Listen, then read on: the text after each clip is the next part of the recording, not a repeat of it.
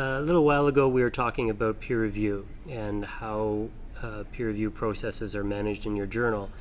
I'd like to take it onto the other side from an author's point of view, how to best navigate the peer review process. First, let's talk about what's the author's responsibility to make a paper well written to get through peer review. What substance needs to be there? Well, first you have to get to peer review, and many papers, actually the majority of papers, are rejected before even going to peer review. And those papers that are rejected may not be bad papers, but they may not be a good fit for the journal. So they may be too specialized or too focused on one ethnic group, for example, because we're the International Journal of Clinical Practice and we want a broad scope of the papers that we select that would attract a broad readership. So getting to peer review would require a compelling story, and that could be a new finding or a new way of telling an old finding. Once a paper gets into peer review, actually that's a major accomplishment. And their going through the peer review process will always be a win for the author, because even though their paper may not actually be accepted, it will generate some comments that allow them to improve their paper and perhaps get it published in another journal. So it is a win situation. I look at it that way. Once it gets past that hurdle and gets sent on to external peer review.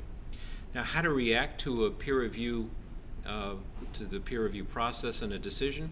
Well, a rejection, unfortunately, means rejection from that journal.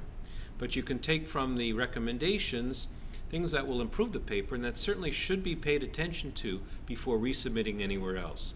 The biggest mistake a person can do is to ignore those suggestions or recommendations, because they will be the key to making the paper better enough for that next journal.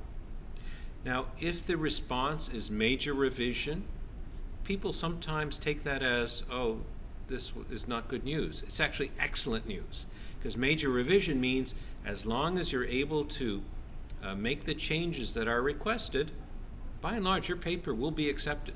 It's just going to take some work. Minor revisions, same thing. The revisions actually may not be so minor, and it may require quite a bit of work, but if you invest that time and energy, your paper will get accepted. The only time that a paper doesn't get accepted after a recommendation of major or minor revision is when the author decides not to bother to do those changes, or when they cannot make those changes in a satisfactory manner. So one of the challenges to get a paper accepted is to make the appropriate case that this is good research and worthy of the journal. And all of that comes down to the cover letter, really, or the pre-submission inquiry.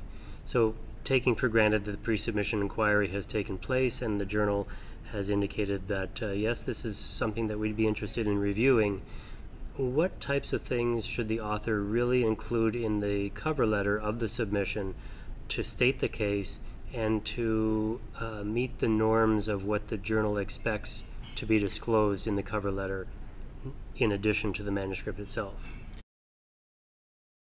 Well, the cover letter should be an introduction as to why this research is important, and very importantly, why maybe that this contribution is unique. The last thing a journal wants is to publish something that kind of has been published elsewhere, so the uniqueness of the submission should be emphasized. Also very important in the cover letter, if the author or authors have anything else that's out there being considered for publication, or anything that has been published that is somewhat similar, that should be disclosed. Because that would be a very bad thing if through the review process it was discovered that something very similar has already been published by the authors themselves. That will lead to almost an automatic rejection. So it's very important to state up front and explicitly what else is out there under review and what has also been published using the same database or other work that the authors have already done. That said, the abstract is also very critical in the evaluation of the manuscript, and the abstract must be very clear about the numbers of patients involved in the if it's a clinical trial, in the clinical trial, if it's a meta-analysis, number of studies, number of patients in the studies in total, and so on. The effect size should also be described in the abstract. The p-value alone is meaningless. We also need to know the effect size and how important clinically that result may be. One of the things that authors are often confused about with respect to the cover letter is it is often asked to state 1 to 5 potential peer reviewers, names Yes. of people who could potentially peer review this material, and or state 1 to 5 authors or other people who are in the literature who should not be peer reviewing this material. Perhaps you can explore that a little bit as to, from your journal's perspective, what types of information would you like to receive from the author along with the submission package in these arrangements? We make it a requirement now for all authors to submit the names of at least 3 people who are their preferred peer reviewers.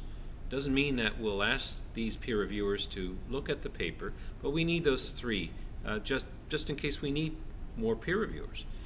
We also allow authors to state which people they would rather not peer review their papers, and this may be people who they know they don't get along with, or are competitors that have an axe to grind, and so on.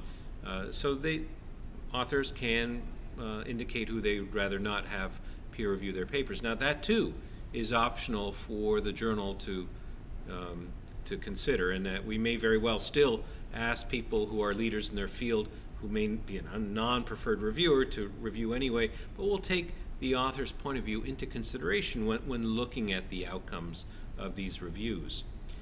Now, it's very important that the peer reviewers that are being suggested are legitimate peer reviewers, that they're not friends or relatives of the author, or colleagues of the author, or co-authors on other papers of the author. They should truly be independent. And it's always very useful to know more details about the recommended reviewers, including their institutions and, of course, their emails.